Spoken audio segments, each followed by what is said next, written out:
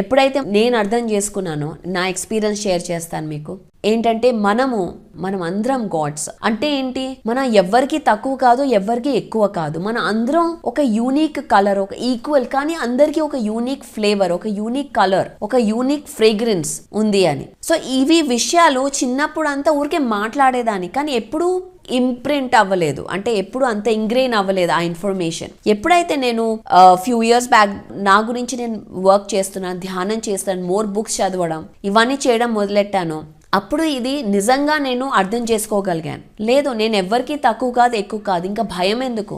ఎందుకంటే ఎప్పుడైతే మన ఇన్సల్ట్ కానీ, ఎంబారెస్మెంట్ కానీ, ఒక షేమ్ కానీ ఎందుకు ఫీల్ అవుతాము మనం? ఎప్పుడైతే నేను ఈ బాడీ అనుకున్నాను, అంటే నేను ఎలా ఉన్నాను, ఎలా మాట్లాడుతున్నాను, నా పొజిషన్ ఏంటి, ఇవన్నిటిని నా ఐడెంటిటీ లాగా అదే నేను అనుకున్నాను, అప్పుడే ప్రాబ్లం మొదలవుతుంది.